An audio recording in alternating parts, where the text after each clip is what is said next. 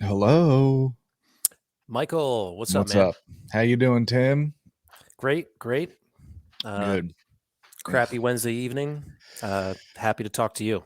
I see in the background your normally beautifully set up house is torn asunder. I see moving going on, boxes and stuff everywhere. Yeah, man. We are packing. Oh, yeah. Bunch of pack stuff. Shit. So does it feel like, have you had the feeling like, do you at all just want to be like, let's throw everything out and just become minimalists, start from scratch? Kat was pretty good about a few weeks ago.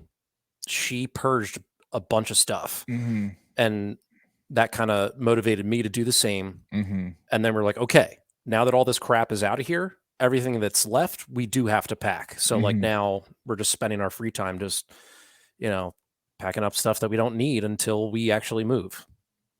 And when is that? So we settle on May 11th, and then I scheduled the move for May 21st because since we're settling on May 11th, we have to pay for the entire month of May. Mm-hmm. So yeah, scheduled the move for basically 10 days later. It also just works out that it's May 21st is a Sunday. So I definitely have off. Kat has off on Sundays. So we didn't really have to like work around that, requesting off or anything. Yeah. I mean, that's like the biggest stress for me right now is still it's on my mind. I can't really envision the logistics of everything, of like getting everything, like even the stuff that we will use up until we move, like a toothbrush and toothpaste and like just even those little things, like getting that shit into boxes for the Yes. move. Yes. Ugh, man. I moved once, and it wasn't a full everything I own move. Most of my stuff, a lot of my stuff got left in the house and then eventually caught on fire when the house burned down. And Right. just got rid of it all. Yeah. Naturally. But yeah, I've been major purging going on over here because the office, what used to be the office, is going to be the nursery. But that room had been not so much as an office as a room where we stuck shit for a long time. Of course.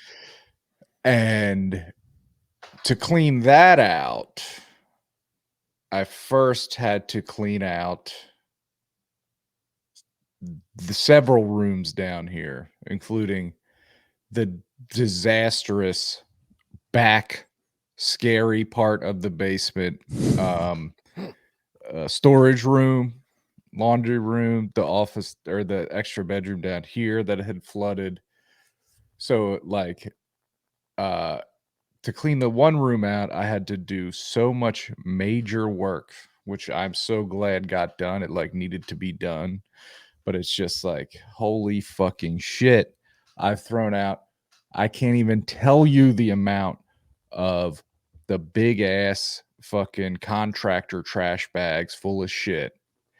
And I still look around and am surrounded by shit. I'm drowning in it still. It's like, hope.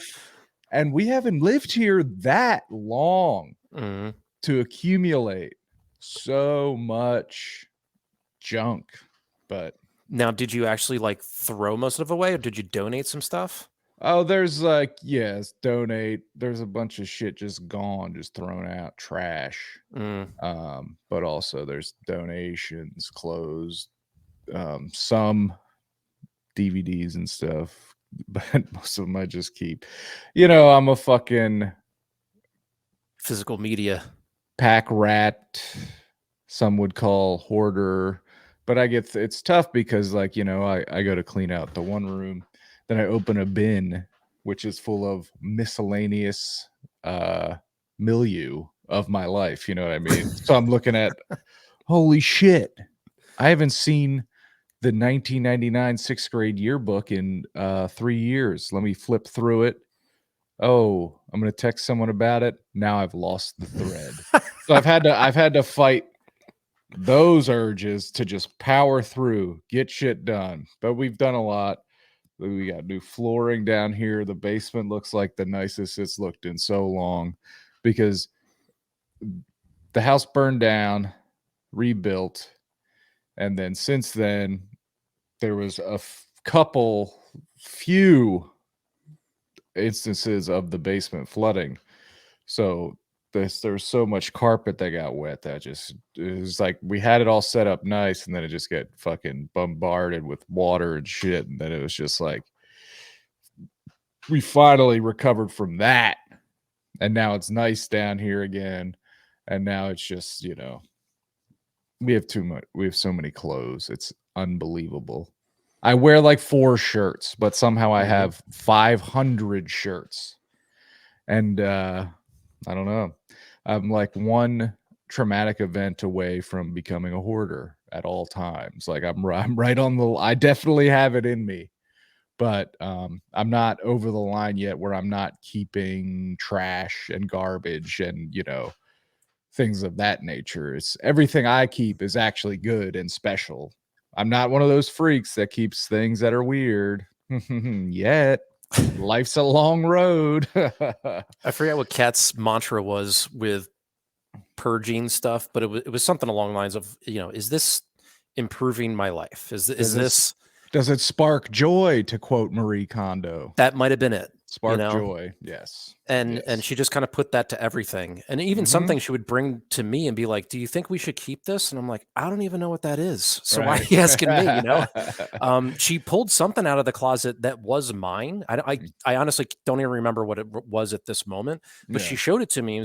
She was like, do you want this? I said, I didn't even know it was there. So no. Until this, I lived all of my life not needing it. Just get rid of it. You know? That's fucking exciting, my man. I'm fucking. But all that to say, I got home from work last night and have been working in the house ever since at 7 p.m. and I haven't slept at all. So I'm a little delirious today, but I think it'll make for a fun episode because I'm drinking Rita's water ice beer. So is it like watermelon flavored or what? Mango. Okay.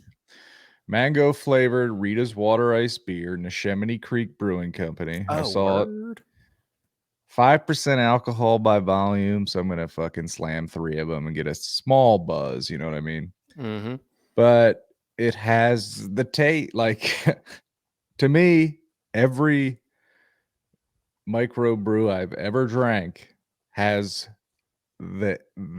Hold on, let me see if I can put it into better words after I take a sip here.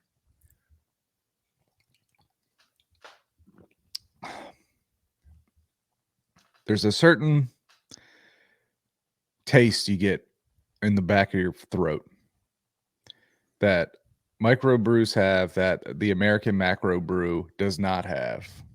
And it's hard to explain it, but I guess it's like I'm guessing the flavor I'm tasting is hops, and hops are much less pronounced in the shit we drink, like Miller Lite and Coors Light. You know what I mean? It's like those are, smoother.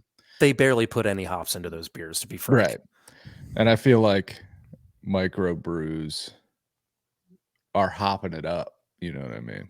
It's probably also how they filter it. Because yeast itself can be left somewhat in the beer, and that like gives off certain flavors. After I brewed a beer at Iron Hill, which I just brewed I brewed their light lager. And during that process, one of the brewers, he had to transfer yeast because they reuse yeast. Yeast is like the most expensive thing in the whole freaking process.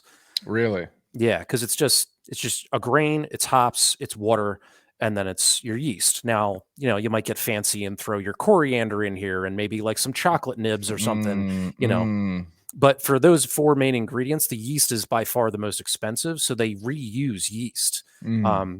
So they were taking yeast from one fermenter that had been, finished, and they're like, I don't know, moving it somewhere else. And like they asked if I wanted to taste it, and I did, and it was weird. Yeah. Like once again, it's like you're saying, it's something you can't describe. It's almost like bready, but kind of sour, Mhm. and like it has hints of the hops in it too. It's like so strange, Yeah. but that is probably also like remnants in your beer you're drinking right now. I think that's gotta be it. Something, yeah. But it's like it's very every beer I've tried, this is I don't know what this is. This is a blonde ale Okay. or an IPA. Every time I try one of these, it has that certain that thing there. Almost like a tang. Yeah, yeah. And I feel like I definitely got sick on New Year's. And I was definitely tasting Golden Monkey coming back up. I Oof. didn't realize that shit's like 10% or Yeah. something, and It's like 9.5 or something. that definitely had the taste. And I was drinking that deep into the night when I was already super fucked up. I remember because I poured it into a glass in my dear friend Rachel's kitchen, and then I tried to carry it across the living room to where I was sitting. But I mean, I filled this glass up to the very top edge, and like I thought, in my like my drunken idiocy, I could just walk very slowly. But I spilled beer all over her floor and my pants and socks. But I cleaned it up because I'm a good guy at the end of the day. But what the fuck were we talking about? Uh, Oh yeah. Oh yeah. I hoarding, was saying purging. yes, yes. So you've been sending us. I I mean, for all the shit I was just talking on finding all these old things, I truly love it. Um, and you've been sending us some pictures of some absolute personal treasures that you've been finding. Oh yeah, baby. I'm loving seeing this shit in the group chat.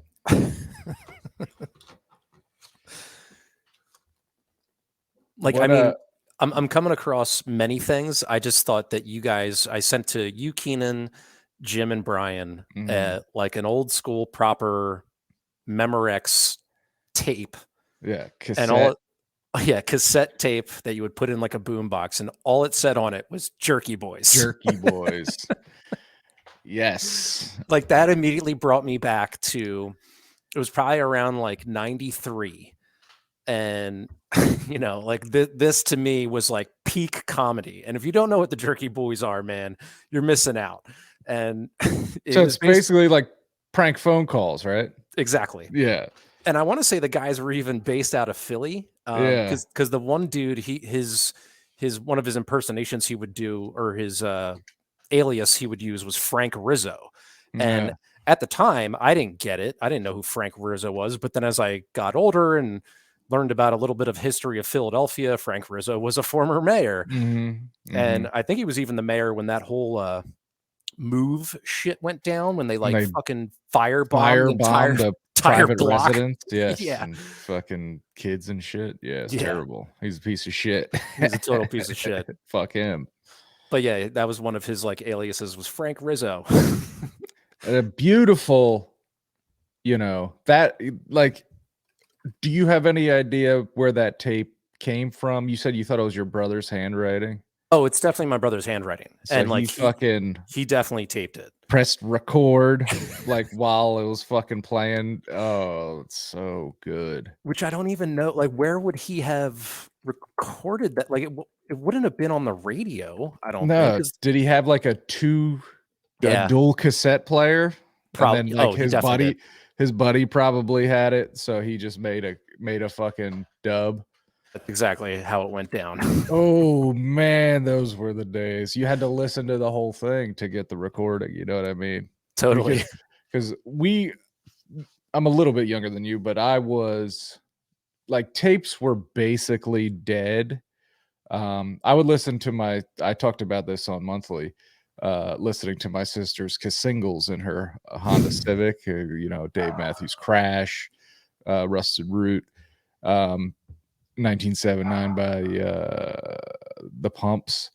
But and the only tape I ever bought for myself was American Patriot and Hero, Kid Rock's Rebel Without a Cause, or Devil Without a Cause, whatever it was called. The fucking album with Ball with the Ball on it.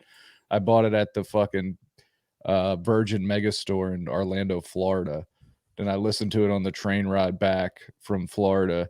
And it was like these themes are way too adult for me. I was like in 6th grade, and they're talking about like fucking doing coke and stuff, and I'm like, I don't know. I can't get behind this. Are they talking about Coca-Cola? But my generation's making mixtapes was making, of course, mixed CDs. A lot of this music came illegally from your Napsters, your LimeWire, your Kazaa. Somehow, like as a little kid, figured out how to. Well, I mean, you know, a young man of a preteen, early teen, figuring out on the family computer how the CD burner works. They used to come built in your PCs and shit, and somehow doing it. You know what I mean? Either making copies of CDs or like I said, downloading just the worst quality rips with fucking Bill Clinton doing the intro of the songs and shit. Just the fucking wildest shit. And but I had many of those, and you were showing us some of yours as well. Well, I stumbled across, so in this hutch back here that my dad built, I had a bunch of DVDs in there, and in the back I had a whole slew of CDs that I had either burnt myself or like friends had burnt and given to me. Yes. And like one stack was actually like 12 of it's like my original MP3 collection from, you know, number 100 to Z, all my artists in like 12 discs. so if like my hard drive and my external hard drive ever fail, both of them for whatever reason, I do have all of the hard discs, you know. Got the discs. So I was like, screw it, I'm keeping these aren't going. But then I came across a couple discs that like people had burnt for me, like a friend at Houlihan's way back learned I was into Jimmy Eat World, and he gave me a couple before we talked about Bleed American. Before Bleed American came out, not even before Bleed American, before they really put out some labeled stuff, he like, I don't know, they had a couple albums that I'd never even heard of, and he just like put those together for me. And it has like a paper printed track list that he made himself for me, and I was like, thanks, man, that's really much appreciated. That is so nice. Yeah, like and we weren't even really friends, we were just like friendly, we were just kind of like work acquaintances, and then all of a sudden he learned I was into this band that he liked and was like went above and beyond. Them. Yes, that's totally beautiful. I love that so much. But then I came across one disc that just from it's like not just a blank silver disc. It actually has a little bit of like, not artwork, but like paint on it. Yeah. And I just know from that that it's our friends from high school, Stenson and Robinson. They used to play a bunch of coffee shops when we were in high school, and they put together like a live album of all of the songs they used to do. That's cool. So that's that. I came across that. I mean, it's in I transferred it over digitally to my library, but it's cool that I still have that physical media. And then finally I came across this iMation blank ass disc, and all it says on it in black Sharpie is Tim's Rap Mix. That's it. Rap Mix. And that's your handwriting? Definitely my handwriting. So this is Tim's Rap Mix that Tim made himself.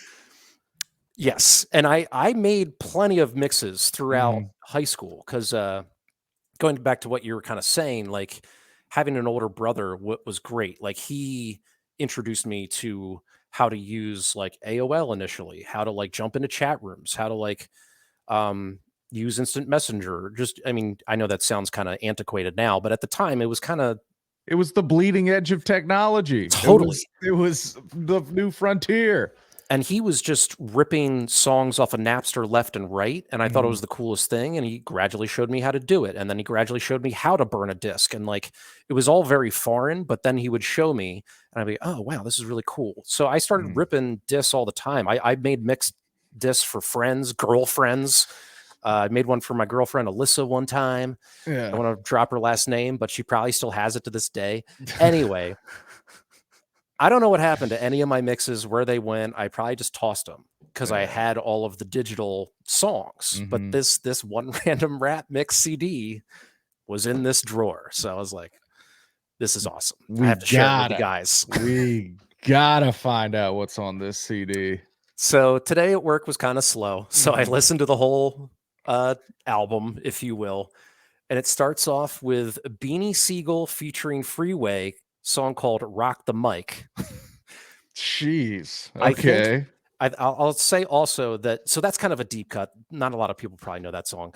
Then it comes to Ludacris Saturday, which that's the Okay. one where he's like, I got a big weed stash, pocket full of cash, just seen a big ol' ass. Yes, absolutely. A fucking American classic.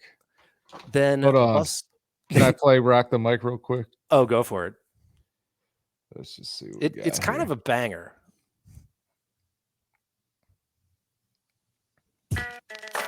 Oh yeah, I fucking know this song. Oh yeah, baby. Track 1 on the mix CD. Oh, Let's yeah. fucking go, dude. Windows down. Let's fucking roll through Drexel Hill, baby. This also, I'm pretty sure, was like, there's some different errors in here, but for the most part, I think it's like 2000, 2001-ish. Mm-hmm. Very much like senior-ish year for me in Yeah. high school. So then it moves on to Busta Rhymes, Break Your Neck. Fuck yes. And then this is the biggest outlier. I have no idea why I put it on here, but it goes, oh Listen yeah. to this shit. Check it out. See, the only thing you need to do right here is. Oh my just nod your god. Fucking head. Let's All explicit fucking versions. go, dude. All right, this is the most embarrassing one because it makes no sense as to why it's on here. Let's hear it. Let's hear it. Daft Punk, Okay. Celebrate. Okay. We got Absolutely no sense. Just I don't know. I guess in that moment, I just really liked that song and wanted it on this mix, so there it was. Track 5, very easy Dr. Dre, nothing but a G thing, Mhm, mhm, mhm. which kind of also should very much be Snoop Dogg's song because I mean he sings the whole first verse. Yeah, Um, that shit rocks though. this one you might not know. It's 112, Dance With Me. Ooh, okay, getting a little R&B. If you want to look that guy up, feel Yeah. free. 112, of course, they were on Bad Boy. Yeah, so P. Diddy, I guess, was involved with them. Most people probably know them for Peaches and Cream, I believe. In the parking lot.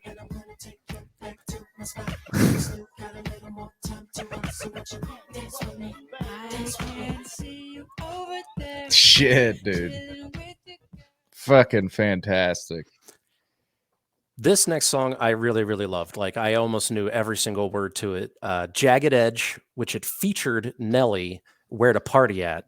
Oh, yeah. I mean, this is like absolutely school dance. Come on. Come on. Yes. So many songs of this era had those. Fuck, dude. This is such a time and place. Like they all had that. So many of these songs had that intro that, like, you know, you're fucking at junior prom. That opening note hits. Fucking people start yelling. It's like, oh yes, let's fucking dance. Let's grind until the chaperone tells us to break it up. I just threw in the chat the rest of the song, so I guess you can look them up if you want. Oh shit, where's the chat? wait, where's the chat? The private chat as opposed to the comments. Got it. So yeah, and yeah, like all these songs had just like that kick and bass, great dance tunes. Yeah, just totally brings you back to a time and place. But the I next don't know song, this next one at all. I didn't. So it came on and I remembered it. Like I knew it and I kind of knew the words, but I had to Shazam it to figure out what friggin' song it was. So it's Philly's Most Wanted, Cross the Border. Yo, once the most start dripping. Oh, shit. Tell her my name, boo. You know we all hitting. But look, my man, I got 3 drinks and stuff, and I ain't trying to talk. I'm trying. I don't know this song. So I sent this to, I'm in a group chat with some girlfriends from high school, like friend girls. Mm. And I dropped this playlist in there. And the one girl like went nuts about that song. She was like, oh my God, forgot about that song. Totally missed this song, but I'm glad I know it now. God damn. Philly's Most Wanted. I never even heard of it. I'm from Philly. Next song. Next fucking song rocks. Yeah. Another one. Mystical Danger. Danger! Get out on the floor. Oh my God. And not to tattle on myself or be out of line, but like this is definitely a time period too where it's like all the curses, this is all the explicit versions. There's a lot of N-words in here. I was probably like Michael Bolton in Office Space, like singing all the lyrics, but then like putting my windows up when like curses happen and stuff like that, like man, I just was such a different person. I mean, that was the thing. We were fucking nerdy ass white dudes. Yep. Just fucking blaring rap music. You know what I mean? And this is also like kind of in the middle of Eminem's very hot right now. And for some reason, he just wasn't in my It's purview. a different vibe also from this. This is a movement list. This is a dancing playlist so far. You know what I mean? This is like feel good shit. I'm not hearing about any fucking trailer park drama between, a white trash couple or anything like that. You know what I mean? I'm not hearing anyone threaten boy bands. I'm just hearing about dudes and chicks hooking up and fucking drinking and partying. Yeah. Doing drugs. You know what I mean? Maybe you nailed it. I kind of didn't even think about the Stan wouldn't fit between Cross the Border and Danger. You know what I mean? Stan kills the vibe at the party. And the vibes are high right now. Right. So yeah, then the next song, P. Diddy, Bad Boy for Life, which is just another kind of just like nod your head and just kind of rock out. I fucking in like elementary school, my friend Chris, who I talk, he's a constant character in my shows. Just talking about him because I share so many childhood stories with him. He was my neighbor and closest friend for a very long time. And I often wonder, I was talking to Tam about this, if I occupy any parts of his mind, you know what I mean? Because like I'll think about him. I mean, I'm on the same street we grew up on, so that's part of it. But I'll always think about shit we got into back in the day. You know what I mean? I wonder if that shit comes up for him. But anyway, he had the it was like Puff Daddy and the Family, whatever that album was that came out with that. I'll Be Missing You on it and that shit. I own that album. I remember just a 4th grade kid just like listening to that, like the explicit version. Like, how did we even get that CD? He was in the fucking, remember the Columbia House CD club where you get fucking 10 CDs for a penny or whatever. He had like, he that really jumped up his CD collection in instantly, which is like, tough to do back then. I mean, for years now, I've fallen out of the music scene. My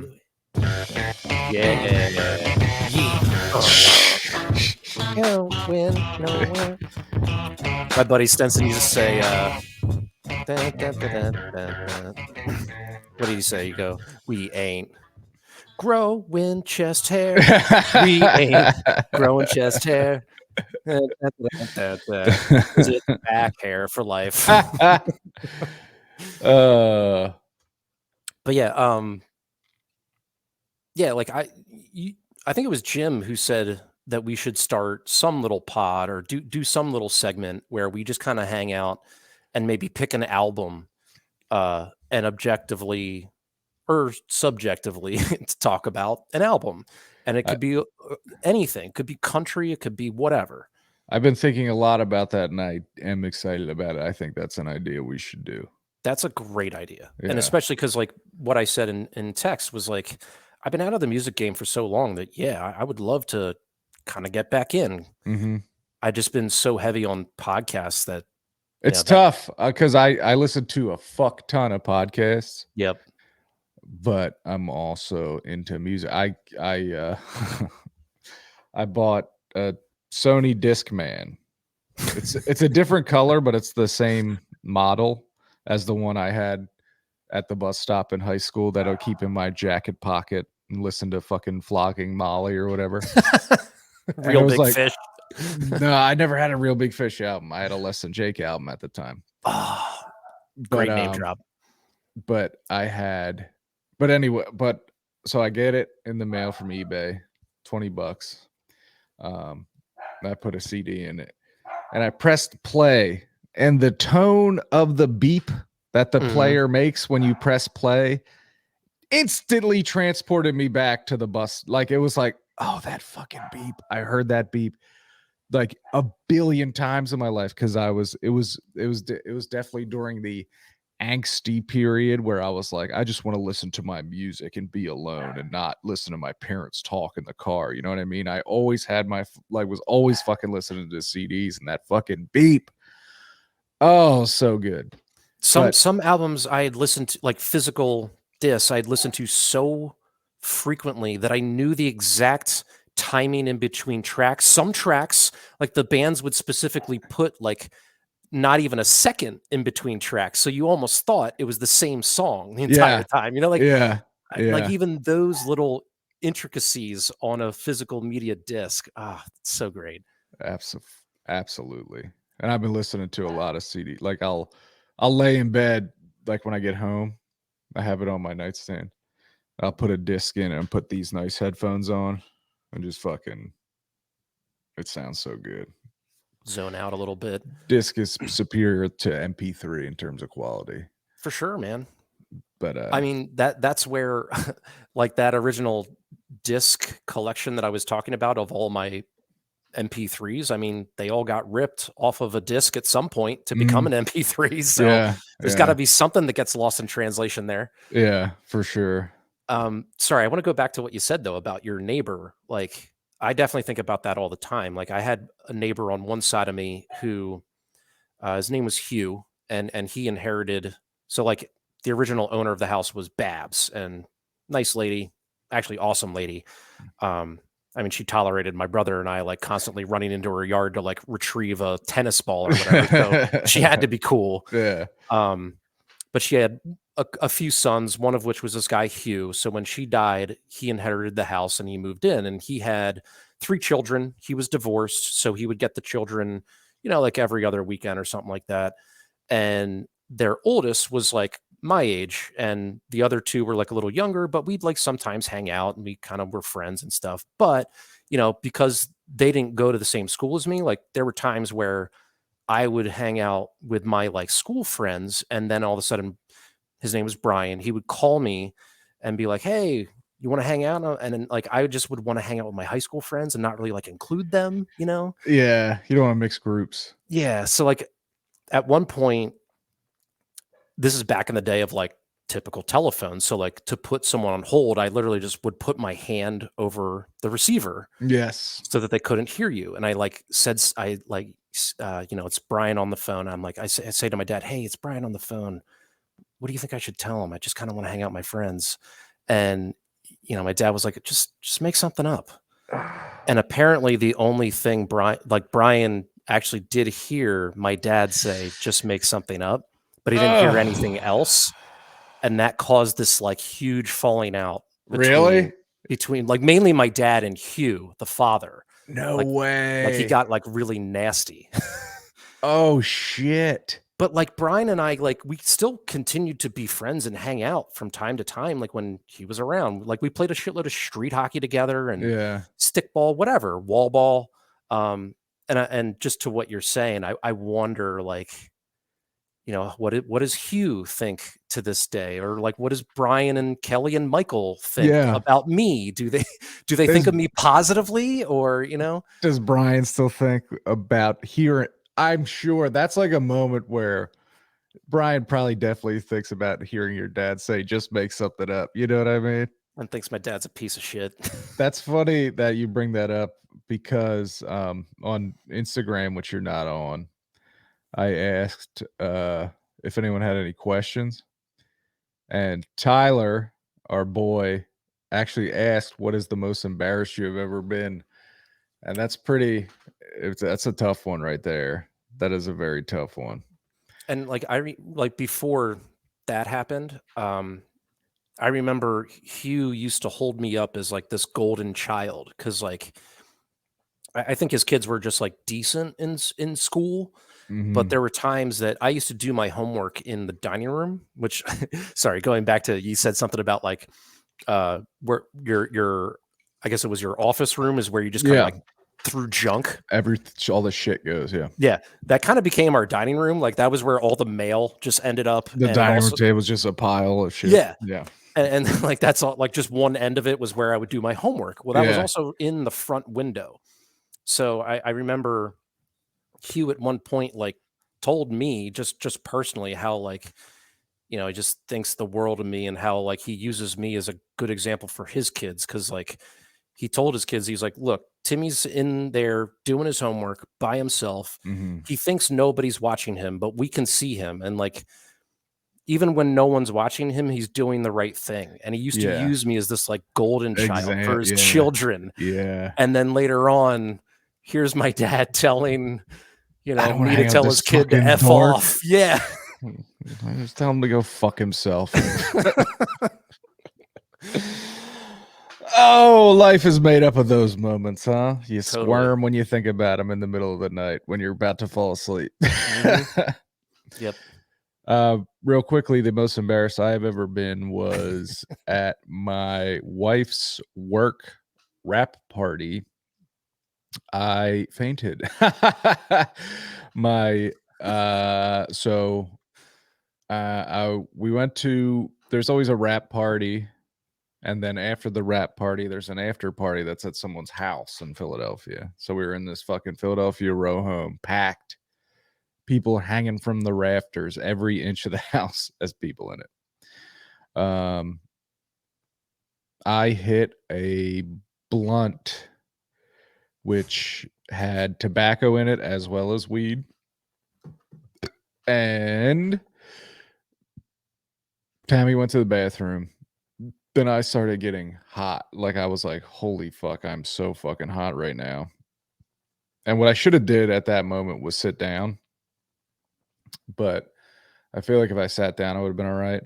But I was like, I just got to go outside. So I tell Tammy's friend, like, tell Tammy I went outside. And then I start walking, like I'm in the back room, which is the kitchen, and I'm like, all right, I got to go up through the living room, out the front door. Not that long. It's a row home. It's not that big. So I start walking, and dude, then it's somewhere in the blackness, in the inky black of some sort of dream state, I feel my head hit something. Oh no. So when I I full on fainted, fell straight backwards, hit my head on something. And then I wake up to people like in my face, like, are you all right? Are you all right? I'm like, please God, let this be a dream. There's no fucking way I just fainted in front of all these strangers. Nobody here knows who I am. Tammy's in the bathroom. I've got all these people around me that probably think like I'm some fucking like lightweight, or I'm like like I'm way too fucked up or something. On your own drugs that you brought or something. Yeah. Right. Oh, excuse me. But yeah, I still think about that all the time. That's probably the most embarrassed I ever been. She assures me that I mean, they're a bunch of maniacs and they're party animals and shit like this happens all the time, but shit like that doesn't happen all the time to me. It happened once, and I wish it didn't. I've told plenty of embarrassing stories on this podcast, but Oh yeah, one that just came to mind. Speaking of those girlfriends that I had, or friend girls that I have a group chat with, one of them, Julia, as a freshman in college, myself, she was a senior in high school and she asked me to go to her prom. So I was like, yeah, sure. And yeah, we went, had a good time. Like, we're just friends. And then we went to a little like after prom party at one of her friends' places. And there was probably like 15 to 20 kids there. We all slept in the basement. And then like the next morning. damn, that many people slept there? Yeah. Whoa. I know, it was a lot. And they were we were like that whole gang, like I kind of knew because some of them were in choir, just in general. Like I just kind of knew most of them. So it wasn't weird that I was there. Like they were friends with me. I was friends with them, despite being like a year apart. But yeah, then the next morning I was taking obviously Julia home, but like a couple other friends home. And as I waited for them to gather their stuff, I'm like standing in this room of people. They're all kind of like around the perimeter, and I'm just like standing in the middle, like waiting for my friends to get their things. And I'm just wearing a t-shirt and mesh shorts. And this girl, Melody, I think Melody or Melanie, didn't know she was behind me. Full like boxers and everything, pantses me.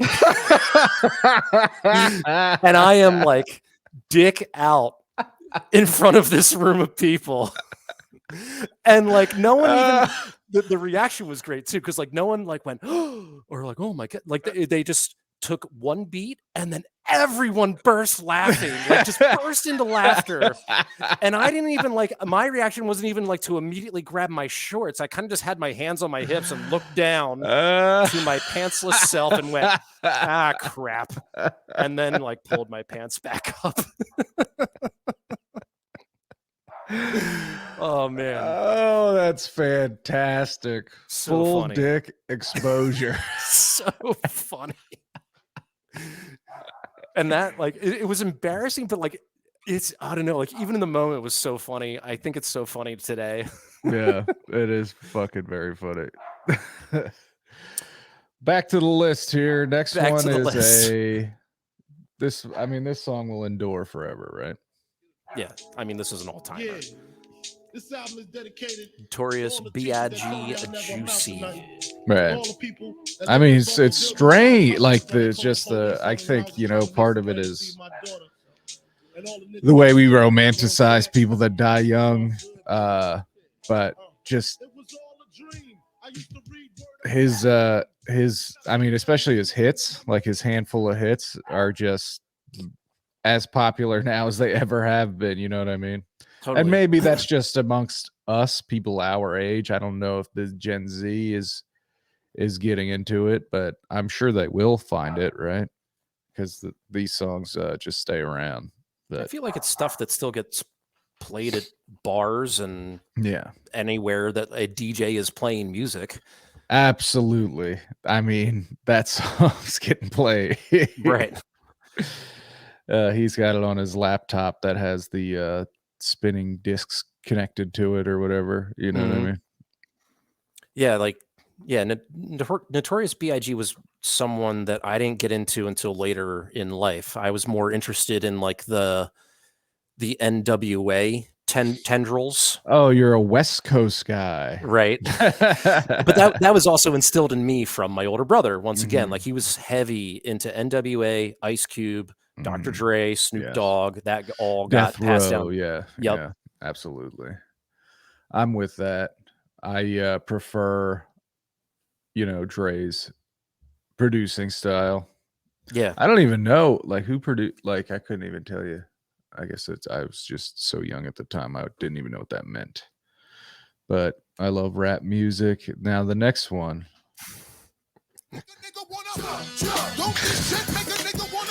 Once again, bad words.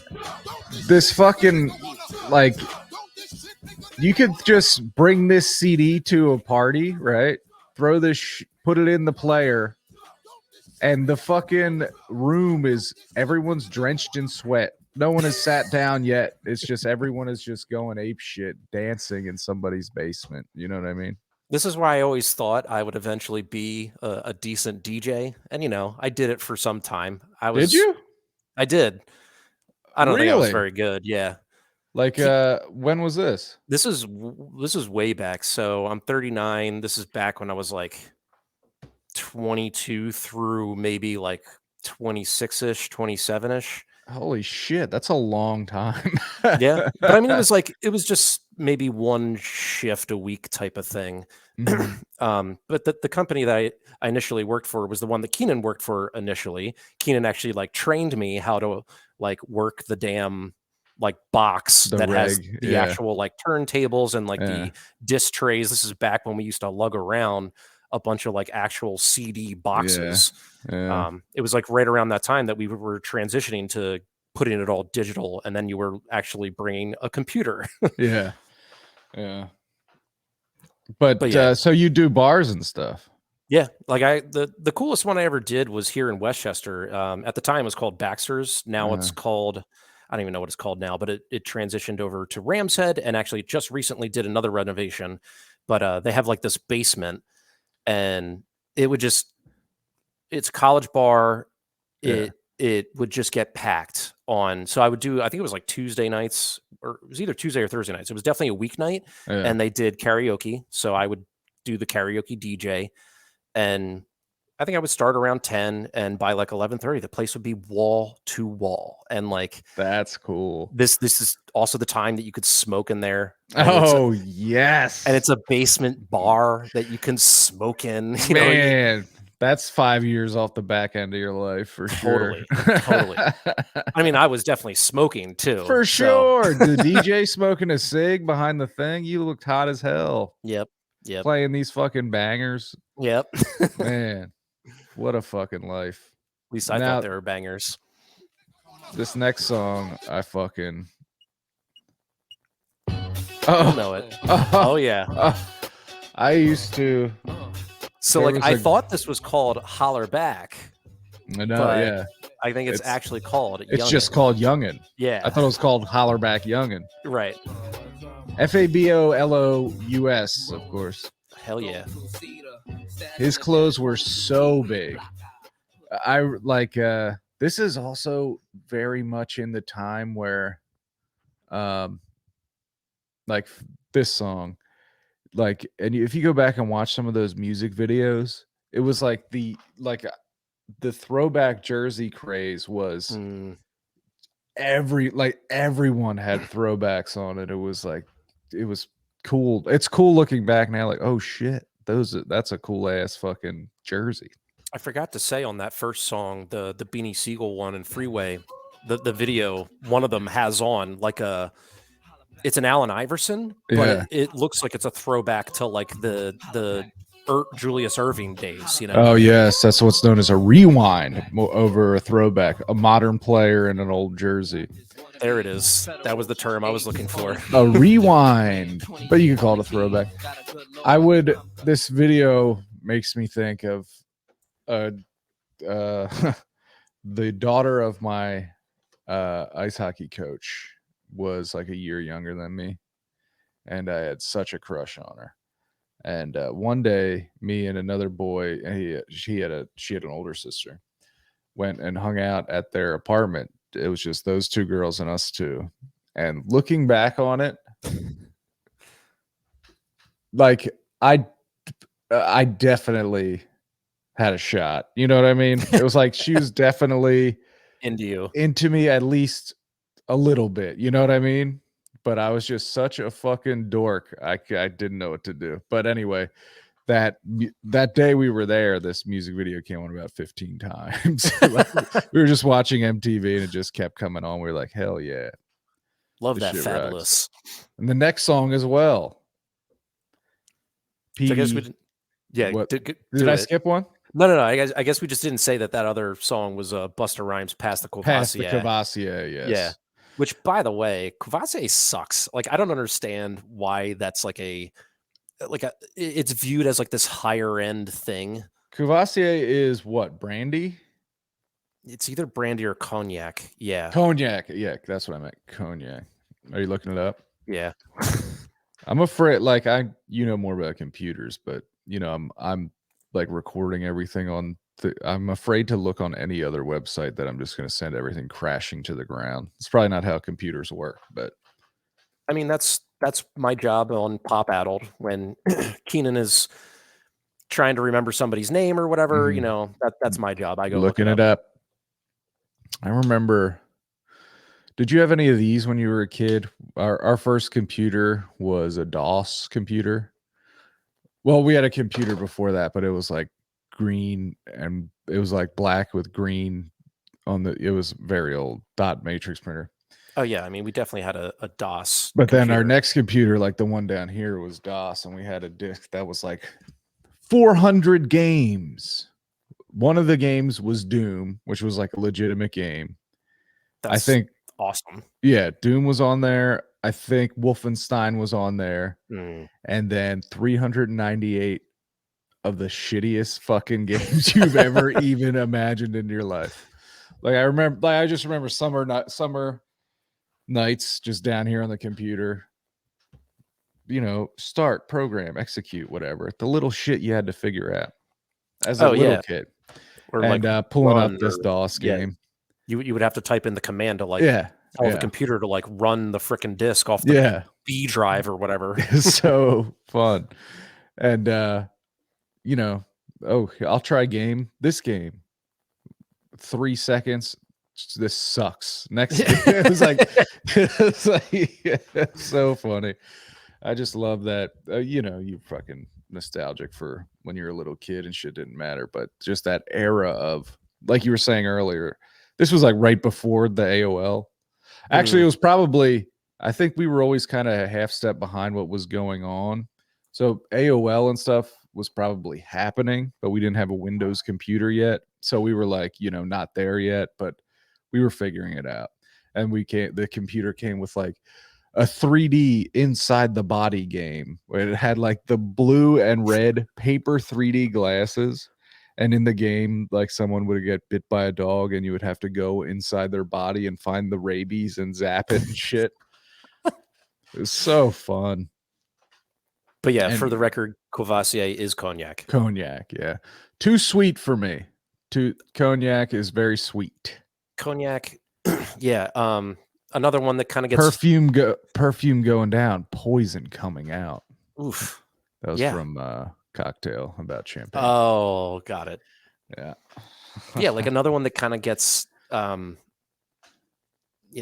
about in rap songs is Hennessy. That shit sucks. Henny, yeah.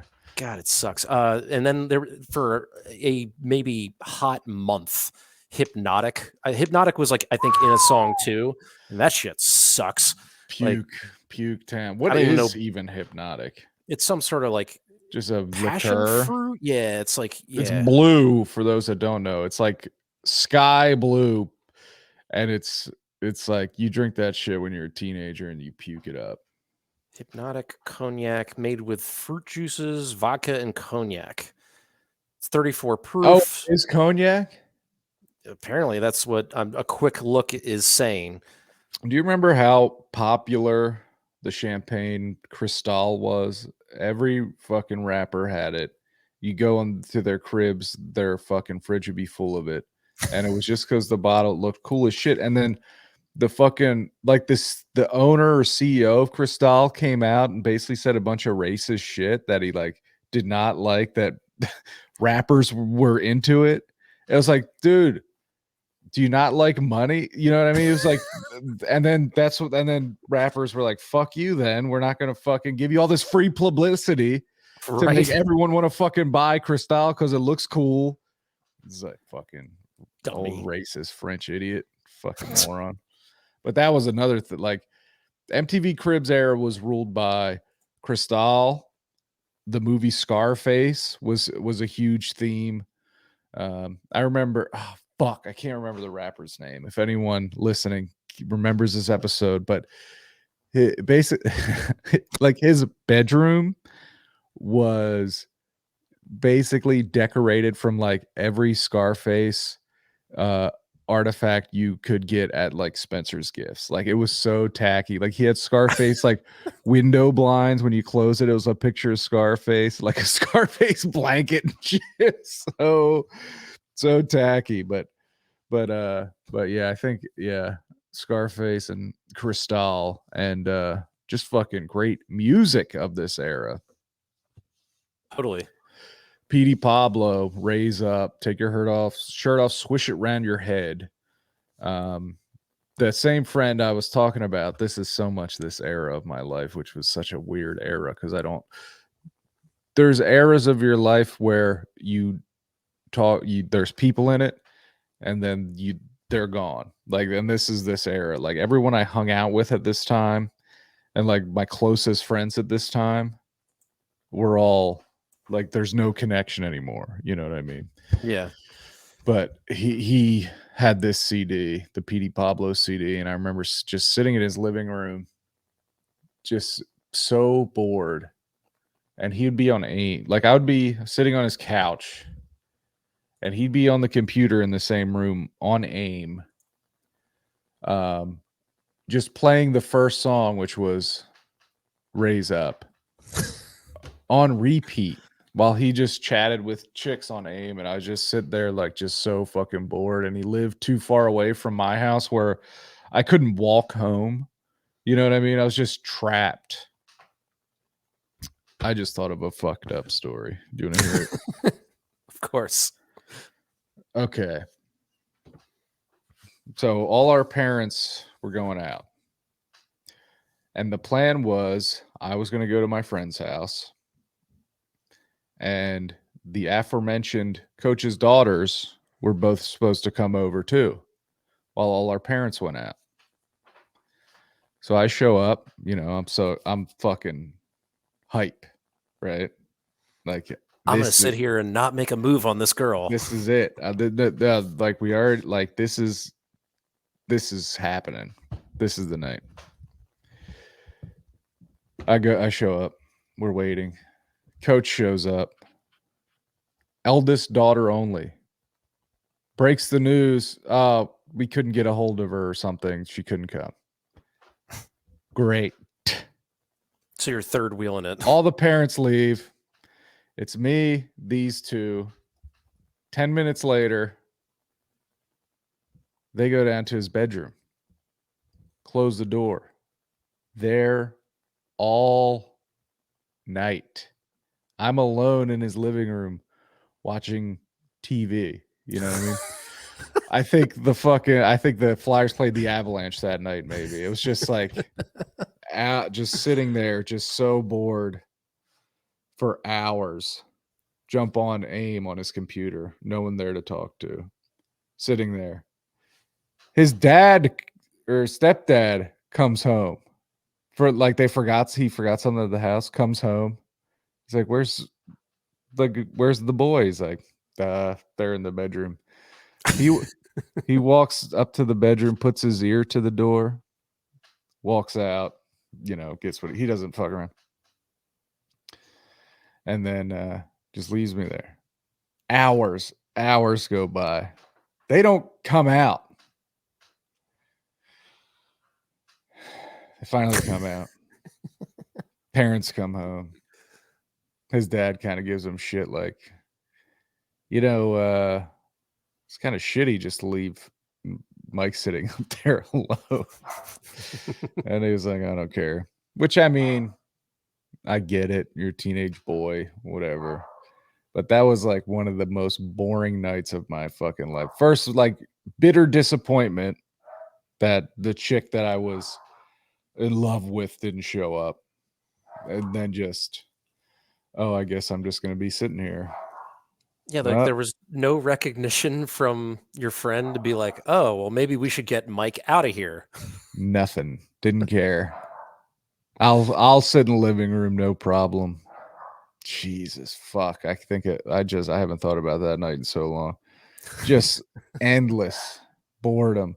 And it's like, what am I going to do? I can't fucking go lay down in bed. You know what I mean? Like, I have nothing to do here. There's no My video games aren't here.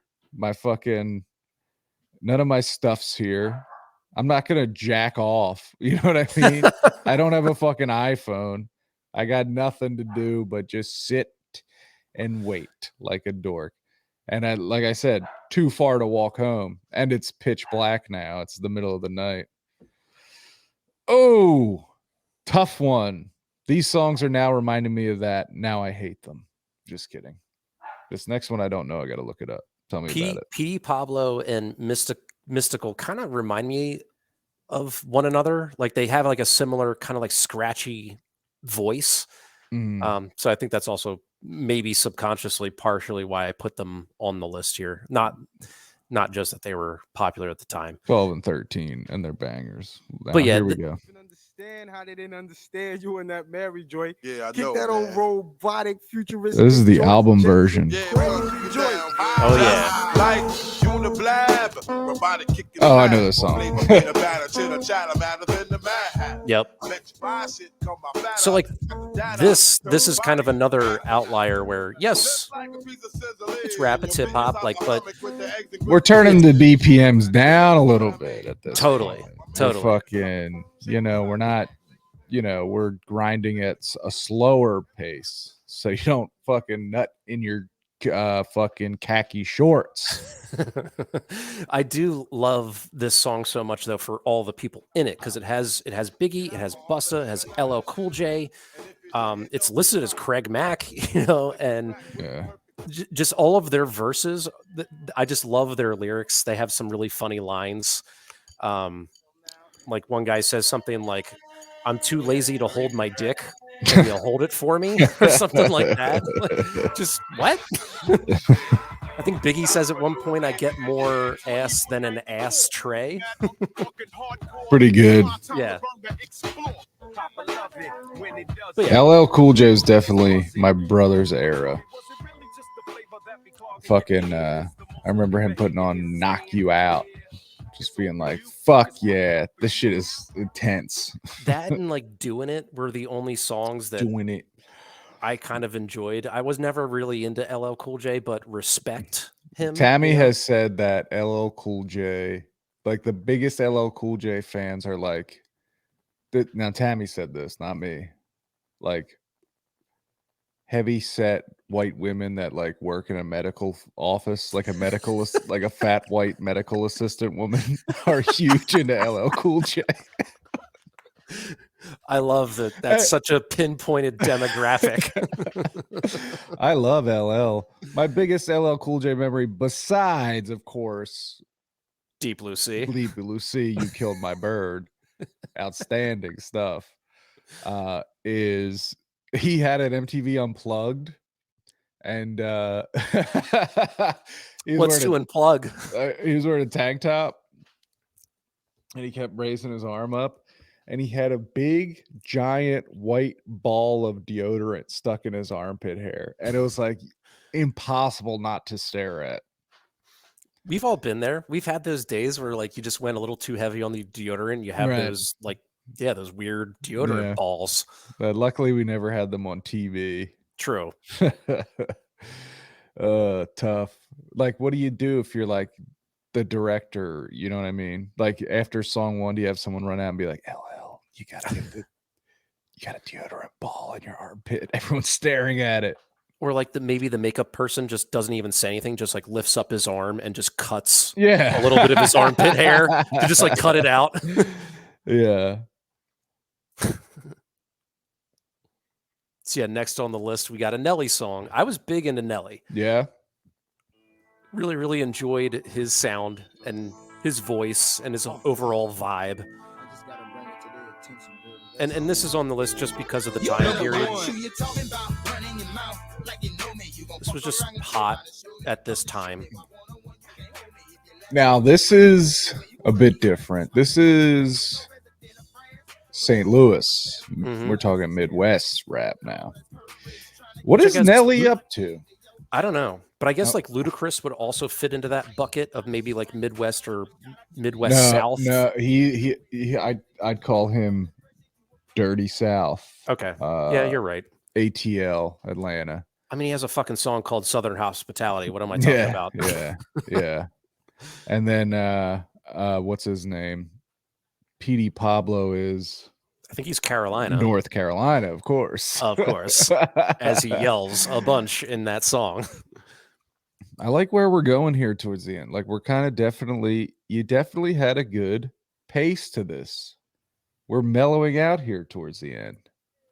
And the last one's kind of the strangest one. Oh shit! What does it take to? This is like after Nelly exploded, right? Yes, he exploded on the scene with Country Grammar, Down, baby. Yep. And then this which song I had is that funny. on another mix. So like I had other like Nelly Yeah. hits on other mixes. So I was like, oh, I got to throw a Nelly song in here. I cannot fathom a world where this is not on the soundtrack of an EA Sports game. You know what I mean? What does it take to be number one? That's like definitely playing while you're fucking selecting your Madden create a character's pads and shit. You know what I mean? Or you're like drafting and this is playing. Yeah. It's like the same 5 songs every time you fire up a game. Yeah, right. Fucking fantastic. And then we're okay. And this is almost the same song as 2 songs ago, which is I don't know what I was thinking, but okay. Let me press play here because it's not ringing a bell. Okay. I mean, this was just a hot song at the time. I like Jennifer Lopez. I like Ja Rule. Yeah.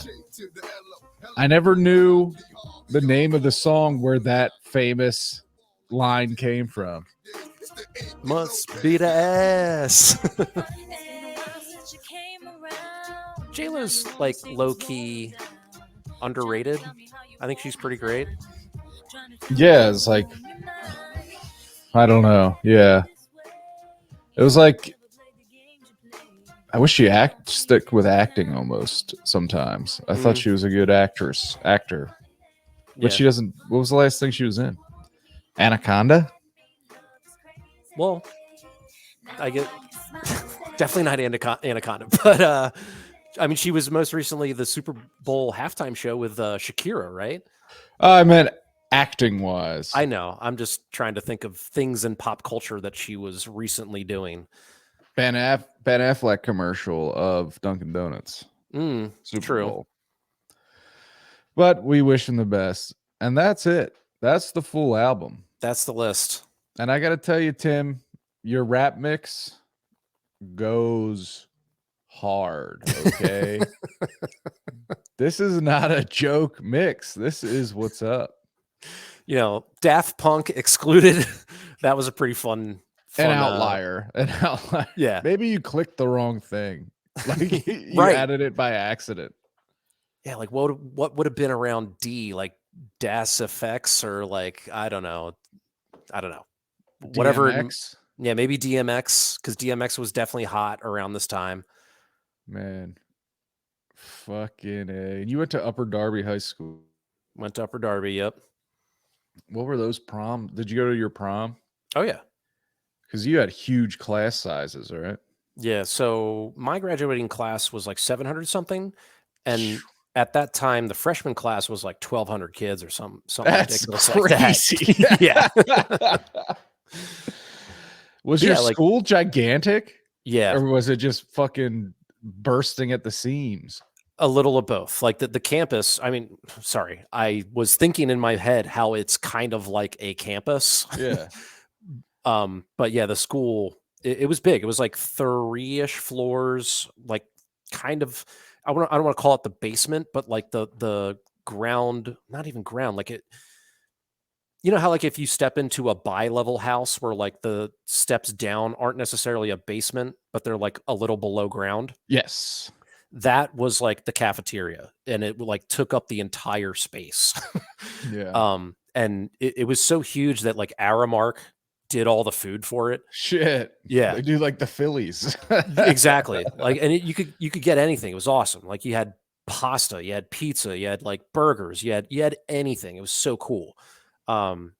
for high school, that is. But yeah, like there was just I want to say you only had like 4 or 5 minutes in between classes to get to your next class.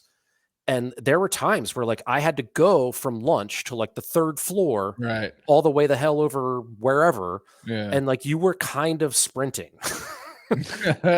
You were at least like you were looking You're like hustling. yeah, Yeah. you were like one of those Olympic walkers, you Those know, fast walkers. moving. Everyone's like, nice walk, nerd. What do you Yeah. want to not be late? Fuck you. And plus, like you had a locker, but because you had such minimal time to get to point A to point B, you had to plan when you could get to your locker to Oh, grab your yeah. books for like the entire, say, second half of the day. Or Yeah. sometimes, like depending on your schedule, you just would never go to your locker. So You're you had to just have all fucked. your books in your Yeah. damn bag. Yeah. Maybe you could go at the beginning of the day to drop your jacket off, Yep. and then fucking at the end of the day, and you're carrying 90 pounds of books. Yep. Like, all right, cool. This is training for the military. Yeah. Got it. Oh man, that's crazy. I hated your school because your hockey team injured me, and I had to be taken off the ice in a stretcher and go to the hospital. Oh, really? Yeah. Ugh. The trainer overreacted in a major way. I was fine. But I mean, I got seriously. decapitated. No big deal. I mean, I was fine. I did not have a neck injury. Fucking pussy. But anyway, that's me. Roller hockey. Street hockey. I was talking to this. Kind of fell off, it feels like. You know what I mean? I feel like the 90s were like street hockey is the shit. They're playing beach hockey on ESPN2 in the morning. People are fucking just. I can't ever remember in the last 10 years driving on any suburban street and just seeing some kids with a net set up fucking rollerblading around. You know what I mean? Yeah. I mean, I don't know. I think rollerblades were always kind of the dorkier of X game type activities. Yes. It's like BMX and skateboarding were the cool ones. Rollerblading was the one that was kind of made fun of. I'm going to say the term that was used, fruit booter, which is rude and not cool, but there was a different time. I remember there were these 2 Japanese brothers in the X Games back in the day who would just trash everybody at half pipe rollerblading. They were doing like 1260s and shit. Holy crap. But yeah, no one just because it'd be like because back then even everyone just had rollerblades Mhm. and like you just play roller hockey even if you didn't have hockey rollerblades. You had the fucking black plastic with neon green accents. Yep. You had the fucking crank that the plastic Yep. to tighten up the top. And everyone just had rollerblades and you'd play roller hockey. Maybe there'd be a couple people playing on feet. But that was fine. It was just, you know,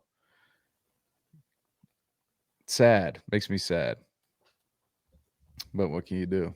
Time moves on and now everyone's just doing TikToks and doing TikTok dances trying to go viral. Give me a break. Go play street hockey. Use a trash can. Or we used to put the net since we got tired of moving the net out of the middle of the street, we would put it a little to the side so that a car could get by on the other side. Yeah. But yeah, if we didn't have goalie gear or no one wanted to play goalie, we would just put a trash can in the middle of the net. Oh, nice. Nice. So you had to have a little bit of accuracy to actually score a goal. That's fun. That's fun. Did you ever get hurt? Yes, you broke both your wrists at one time before. Yep.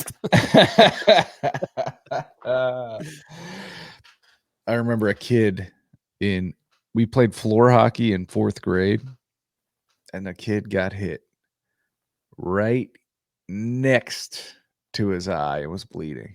Mm. fucking a centimeter over, we're all having to talk to a trauma counselor because we saw someone's eye get ripped out. You know what I mean? Like, Or he like breaks his orbital bone. so close to hitting the eyeball. Yikes! Yikes! Yikes! Oh, Timbo, what you got going on tomorrow? Thursdays are the day I actually go into the office, the one day a week. Nice. It's kind of cool to like interact with the like team of people that not only my own team, but like the level, I kind of call them the level 1 because we're like level 2 support, and those people to like see them and kind of bullshit with them, you know? Wait, so is level 1 like where you were at your last job? Kinda. It's very difficult to explain because this job is so niche, but they are right. they are like, they're called the tracking support center. So they're the ones that are like monitoring these tracking devices 24/7, Mhm. and we support them. So they take most of the phone calls, and then we are logged into phones and we get calls as overflow. Okay, you know, like if that happens.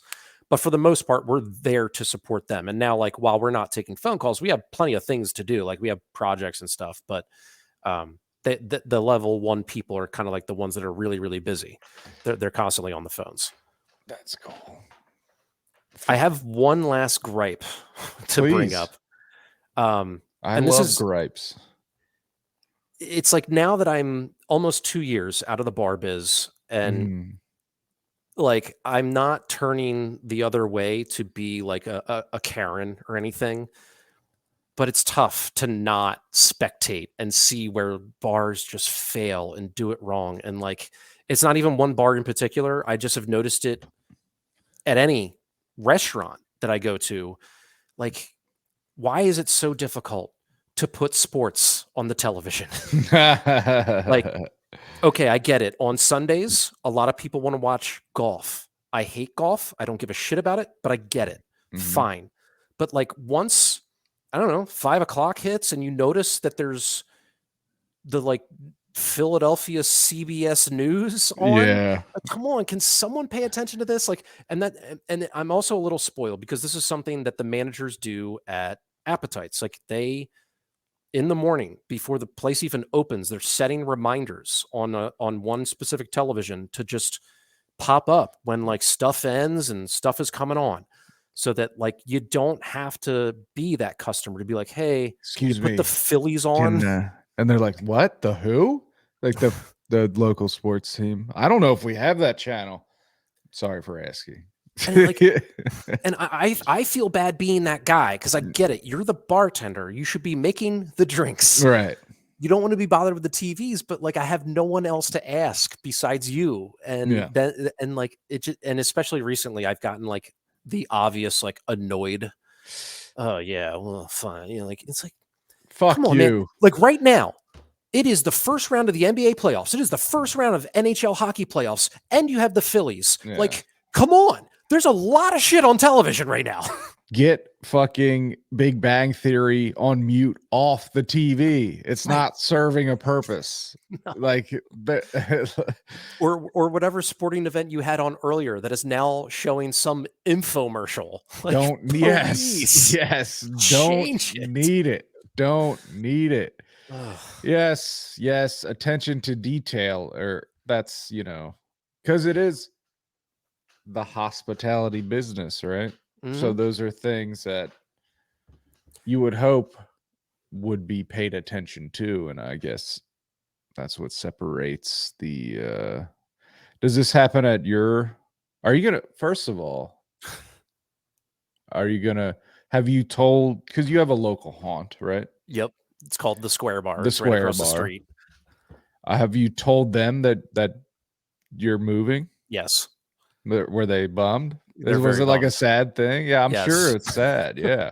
I've never had like a bar, you know what I mean? I'm jealous of that.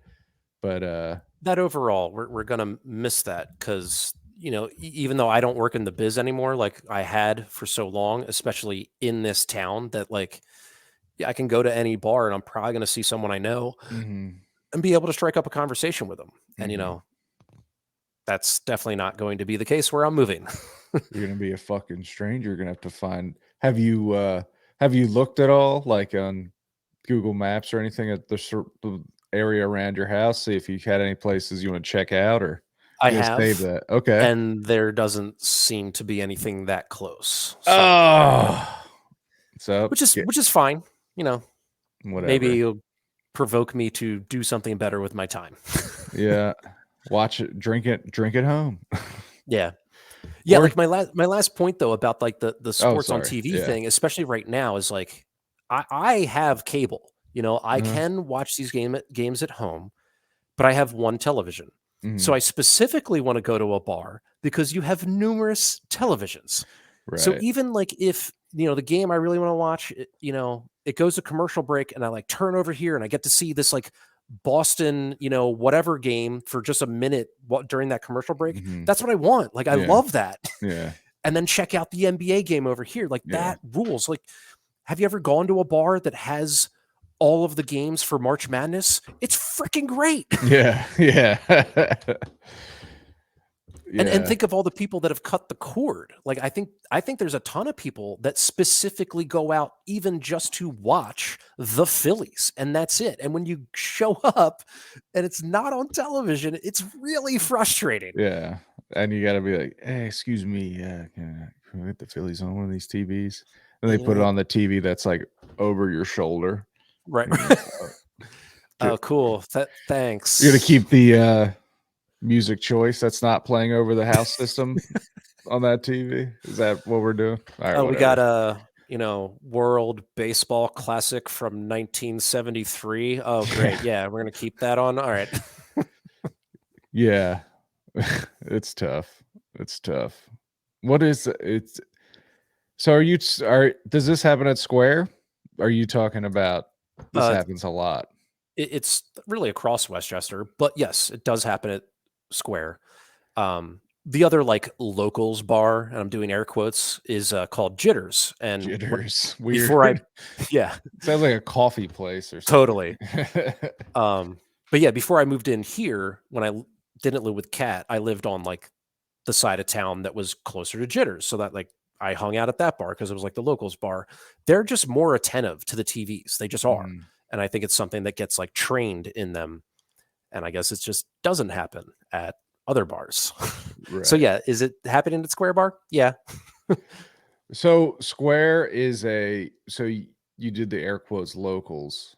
So like so college kids don't really go to Square or Jitters. They're No. like off the strip or whatever. I mean, Jitters is on the strip, but college kids just don't really go in there. Yeah. Square Bar is not on the strip really at all. Like I didn't even know Square Bar existed until like I moved over to this side of town. That's cool. That's Yeah. cool. Because that's why I always avoided Westchester. Because I didn't want to be assaulted by some fucking frat boy. You know what I mean? Really, Thursday through Saturday is what you got to worry about. The rest of the nights you can go to the other bars and you'll generally have a good time. Mm-hmm. Especially because a lot of them have outdoor areas, so you can kind of escape the stupidity. Yeah. Yeah. And I'm guessing, so what's summer like in Westchester? Super nice. Like, is that because I'm sure, is that like the slower season for the downtown bars and stuff because the college crowd's going?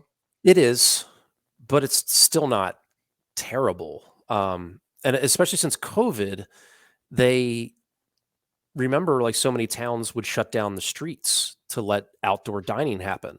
Oh, yeah. So Westchester was one of those towns where they just shut down the streets so you couldn't drive through, and they just put a bunch of tables in the middle of the streets. Well, I think they're going to continue doing that in like spring and summertime because it was such a big nice hit and fun. Yeah. Yeah. It looks like a freaking block party. It's I so did it. cool. I went to media last summer and did that. Like, just the fucking whole main street is just people out there fucking. I got fucking tuned up too. God damn. Oh man. Okay, let me check one more time, see if any questions rolled in. And we have a joke question from Adam Costa. Oh, very sweet. strange for him to be so disrespectful like this. Is he watching? No, we're not streaming live. Okay. But he asked, This is so out of character for Adam. Uh-oh. Who has the Tanner wiener? I mean, I Uh, barely see the light of day as is. I'm very, very white, so I would guess. I mean, I get into a tanning bed naked, so I think my dick is probably at least more cancer-ridden than yours, if not Tanner. Well, and you're also a big Tucker Carlson fan, so you got to like tan Huge. those testicles, right, to up Huge that Tucker testosterone. fan. I can't believe Fox has gone woke. Capiche? I'm done with Fox. They fired my guy Tucker. Fuck him. God, good riddance. Fucking weasel. Fuck. I mean, ugh. It's very sucks. Just the time we live in sucks. At least in that part of our culture. The politics right now suck. It's terrible. Other parts are good. I mean, you know what I mean? There's great music being made. Yeah, Good I think movies there's are still coming great out. movie. Yeah, right. Great. Like the arts are good. You might have to do a little more work to find it, but it's there. Like, Yeah. it's still happening. For sure. Food's great now. You know what I mean? Yeah. Just politics are so bad right now. It's like the absolute worst I could ever, you know what I mean? Besides Civil War. But it's just like, and this is a point that's been belabored an infinite amount of times. But when you just stop and think about our great nation, and I'll use air quotes, that the president of the United States was Donald Trump, it's like, it's over. Like we blew it. it. Something went terribly wrong. The American experiment's over. And we fucking lost. It's like it's just. Well, let me speak some hope to you. That, please. And this is just me pie in the sky optimism, but I kind of truly think Republicans are going to get demolished in 2024. I mean, they are on the side, or they're on the wrong side of policy and opinions and history. Yeah. And just like overwhelmingly on the wrong side, like whether it's guns, whether it's abortion, whether it's education, whether it's LGBTQ, and they're going to get demolished. That's my words of hope to you. I hope so too. And I think everybody besides like the true hardcore, I still have a Trump flag in my yard. Besides like that cult, the fucking Trump cult. I really think everyone just wants him to die. Like, you know what I mean? Like, I think Tucker even said it in his text. He doesn't like the guy. He hates him. Yeah. It's so funny. But, because I just think, because he's not going to go away. He's, you know what I mean? Until he's too proud or hubristic or whatever the word is. Yeah. So he just needs to pass away, but he won't. His fucking shitty dad lived till he was like 500 and was like a fucking skeleton. You know what I mean? Yeah. These rich fucks don't die. Even though the dude eats nothing, like he eats worse than me. He doesn't exercise. Yeah, and I'm a guy who eats like SpaghettiOs. He eats worse than me. But, you know, Tucker Carlson, I fucking hated seeing your fucking face. That fucking, you know, that the furrowed brow, indignant fucking, you know, how many fucking, you know, like families have been just absolutely fucked up by the goddamn Fox News, because Empire what they do, it works for what they're trying to do, which is sell advertising. And to do that, you need ratings. And to get their ratings, they scare people and make them mad. You know what I mean? Mm-hmm. So what they're doing works, but it's fucking pure evil that fucks families up. You know what I mean? And it's, Yeah, I mean, it's very sad. Yeah, they've pickled brains Yeah. to the point where Where that fucking 84-year-old motherfucker shoots the fucking kid that knocks on his door. You know what I mean? That's Yeah. a Fox News brained motherfucker. Yep. Yeah. To put it down to like a very specific scenario. Yeah. You nailed it. And like if Fox wants to fire Tucker and start to pivot towards actually being a little more unbiased and like actually being news, not the propaganda that they are, then they'll just bail. They'll go to Newsmax. They'll go to OAN. You know, like this train is already off the rails. So you created this fucking monster, or you created your bed, now lie in it, you know? Yeah. But maybe I'm just speaking out of my ass here. Now, Tucker, if he is a Christian like he says he is, when he closes his eyes at night, he has to feel, because sleep is the cousin of death, he has to feel the flames of hell lapping at his heels. You know what I mean? For all the harm he's done. He does have this huge fucking fan base that's outraged that he was fired. He does have an opportunity to do good in the world. You know what I mean? Like, why? Because obviously you don't like Trump, right? You said it in your messages. You hate him. But you're a fucking TV show fraud on Fox News. You're fucking still propping him up, right? To this day. You know what I mean? Now he's free of Fox News. How could he stick it to Fox News the most is to start being a regular human and not just an outrage machine. Like start a fucking, I don't know.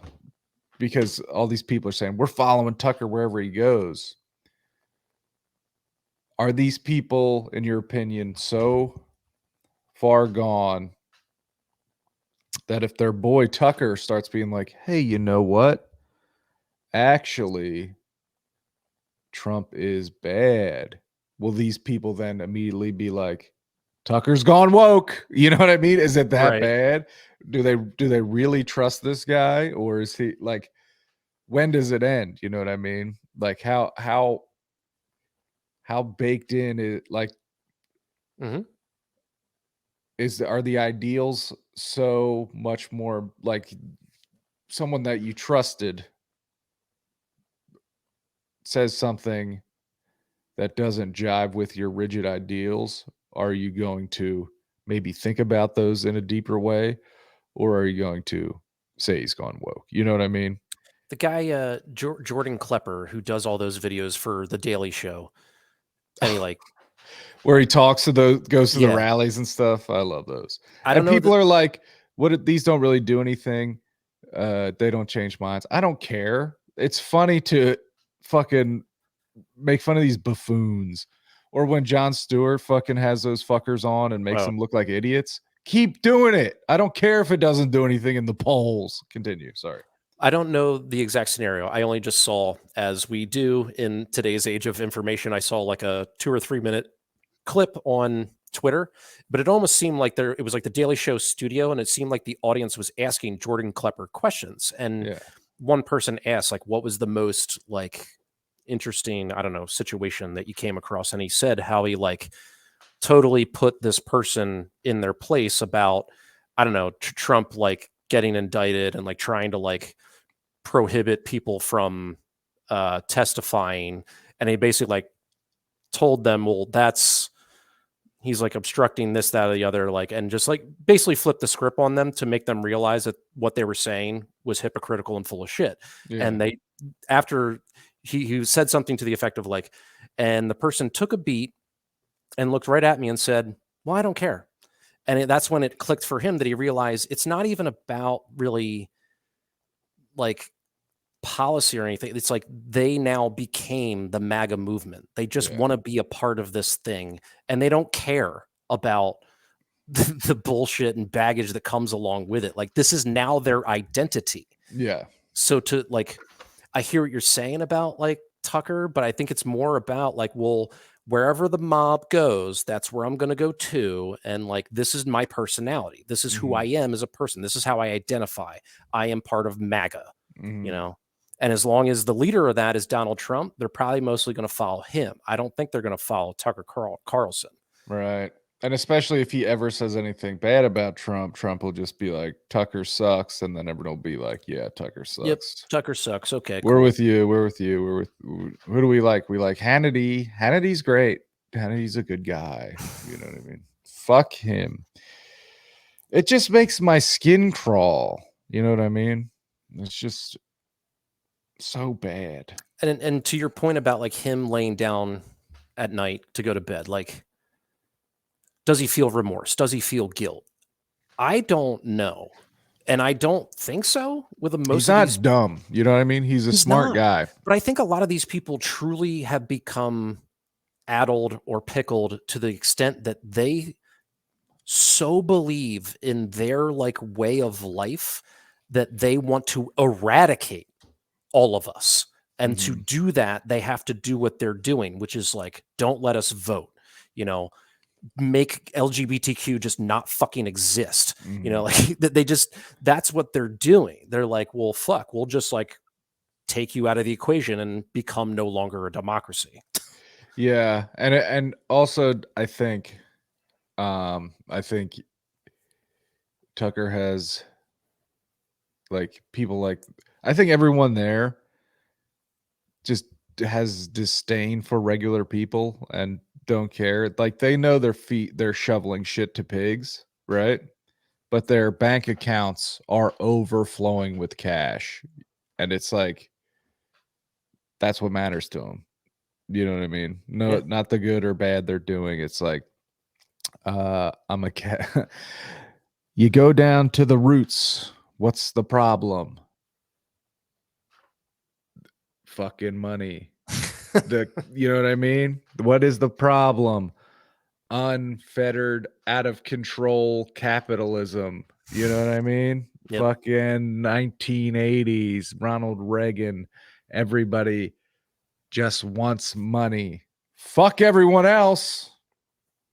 Yeah, and the second you say any sort of like regulation or just that kind of word, communist. Yep. Government overreaching, and it's like, well, you're preventing women from choosing what to do with their bodies. Like, how is that not the same thing? Like the hypocrisy runs deep, and they don't even give a shit. Yeah, that's like different. I'm a Christian, but even easy, like, buddy. I think what I was trying to get at with the Jordan Klepper example is like even putting someone in their place on that. They don't give a shit about the hypocrisy. It just doesn't register. They just don't. I just want to win. I'm right. Yep. I'm right. And it's frustrating. Rick Steves. I don't know if you know who Rick Steves is. I don't. He has a long running PBS travel show called Rick Steves Europe. He's a great guy. He's from Washington State. Very pro weed. He says he's a dork. He's the sweetest dork. He's a Lutheran. He says, I'm not so much pro weed as I am anti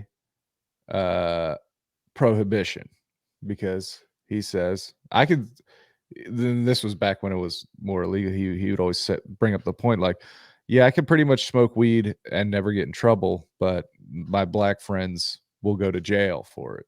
You know, always pointing out this hypocrisy. But he spends so much of the year in Europe making his travel show. He loves Europe. But he says, I love America more every time. The best day of every trip I take is the day when I get home. And he says, and he sees these countries where they are free. Okay. You know what I mean? But they're not. You know what? Like these countries with these the income tax is so high, but it's like everyone he goes to these countries and everyone's fine with it because everything works. You know what I mean? Yeah. And he says he is a capitalist. He's a proud American, and he says the capitalist system works if there are a strong government there to regulate it to make sure the system's not abused, right? Mm. But when that's what they don't want at all, and that's the problem. And it's like it's not regular. Like So we're grifter's currently gonna grift. seeing what's going on when it's like just fuck it. The Wild West. Yeah, the greedy people will always fuck over Mm-hmm. the regular people, and Yep. it's just the shitty way the world works. But Rick Steves Europe, check it out. PBS. Yeah, I think John Oliver on Last Week Tonight, even did a little bit about like interviewing some people overseas about their taxes and how they were like ecstatic to talk about their taxes and say, Yeah. I mean, I get free education, I get free healthcare, I get more freaking holiday pay and stuff like that. They're like, you got Right. it good over here, man. Yeah. But but the taxes are so high. Oh, did you know that their taxes are high? Oh, you think it's so great over there? They pay the rich people there, they pay a higher. Oh, so they don't have rich people? No, there's still rich people there. Oh, so it's fine. No. They have to pay higher taxes. It's communism and it's bad. Nobody knows what communism means. It's just a fucking word that they throw around. You know what I mean? Communism, socialism. It's like another 4-letter word for them. It's just something to say. Yep. Fucking dog shit. Just Tim. like woke. Woke is literally a 4-letter word that no one can define. Like Woke was okay. a word on Black Twitter that was stolen by fucking white people. You know what I mean?